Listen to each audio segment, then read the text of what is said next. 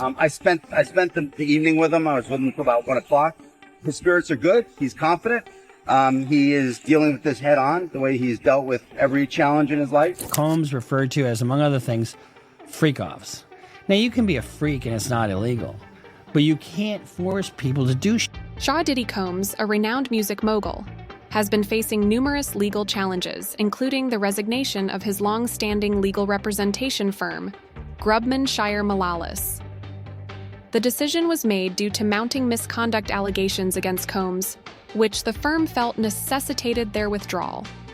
The high-powered law firm of Grubman Shire Malalis has now dropped Combs as a client, and the firm of Alan Grubman, high-powered law firm of Grubman, Shire, Malalis, and Sachs, has dropped Combs as a client. an entertainment lawyer representing big names like Madonna, Chris Brown, Paul Simon, Usher, Bruce Springsteen, is now representing Combs. Deal that the U.S. Attorney's Office can offer, and it's certainly not one that Diddy will accept. It would involve decades in federal prison. We're talking about mandatory minimum sentences of 10 years for both the drug charges. The allegations against Combs have been both numerous and severe. Attorney Tony Buzbee, representing several alleged victims, has stated that his team has received approximately 3,000 calls since a news conference in October, with potential cases against Combs numbering in the hundreds. Buzbee estimates that realistically about 100 to 150 cases may be filed with allegations spanning a 20-year period and involving both men and women. In numbers, you can seek redress, you can obtain justice, we can help you, and we will help you. More accusers have come forward against hip-hop mogul Sean Diddy Combs with sexual misconduct allegations. Today, Houston attorney Tony Buzbee announced he plans to file at least 120 individual law. This evening, more accusers have come forward against hip-hop mogul Shaw Diddy Combs with sexual misconduct allegations.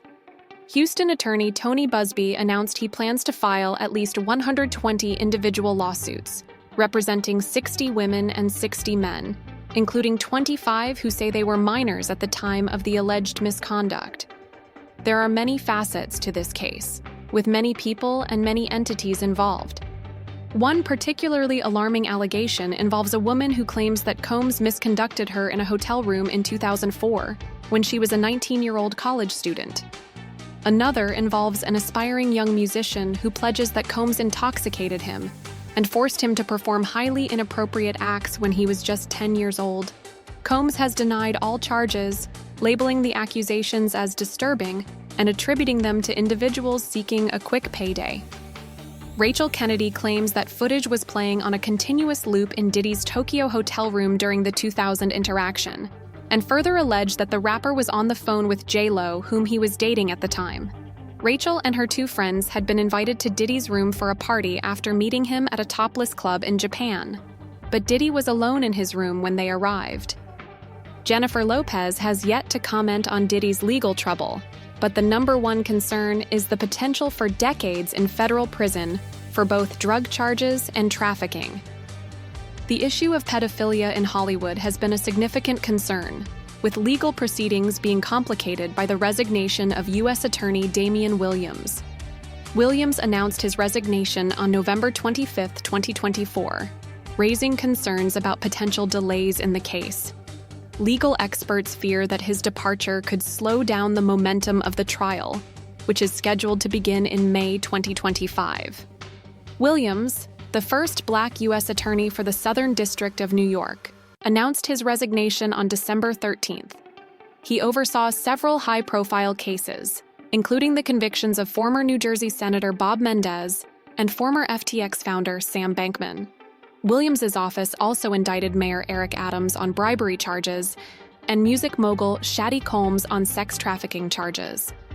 Manhattan U.S. Attorney Damon Williams announced his resignation from office.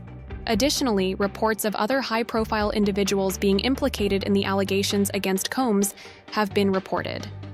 One lawsuit filed in New York in October alleges that a 13-year-old girl was misconducted by a man identified as Celebrity A at one of Combs's parties, while Combs and a woman named as Celebrity B watched the plaintiff later identified Celebrity A as rap legend Jay-Z. Jay-Z has vehemently denied these claims, and his legal team has already asked the court to dismiss this case entirely. The public response to these developments has been significant, with New York City Mayor Eric Adams revoking his key to the city following the emergence of a leaked video showing Combs engaging in violent behavior towards his ex-partner. Combs' social media presence has been notably diminished, with reports indicating that he has scrubbed his Instagram account.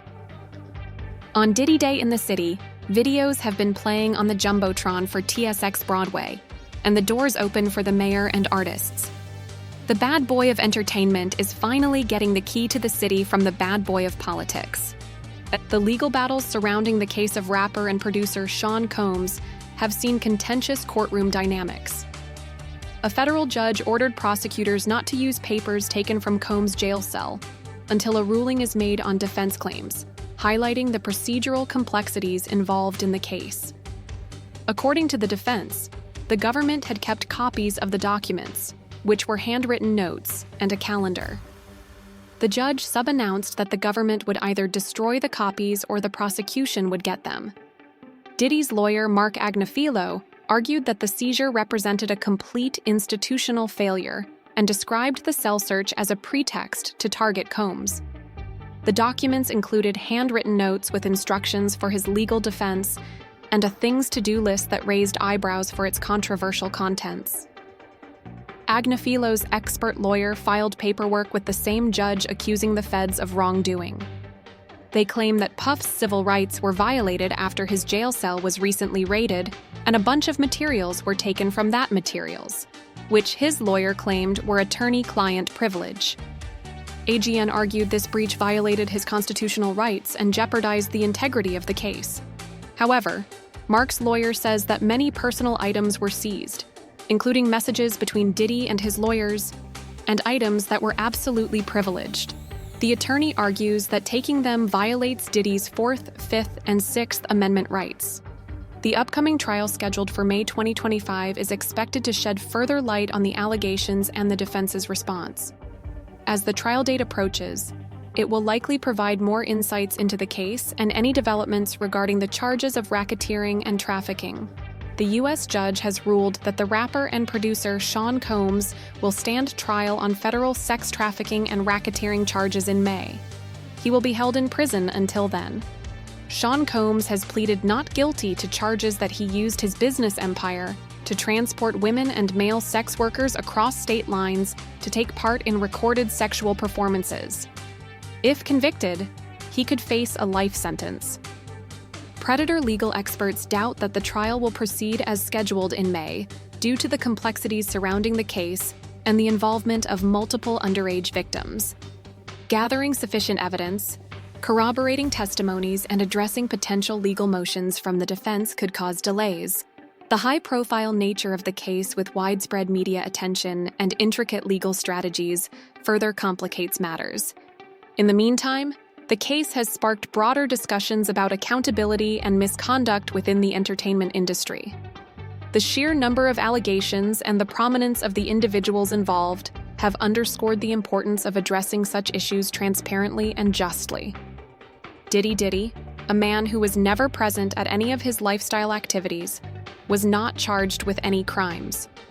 However, his lifestyle and being present at these activities does not necessarily mean he committed a crime. The court case highlights that the consent of the women involved in the incident was never stated, and the consent does not apply to minors.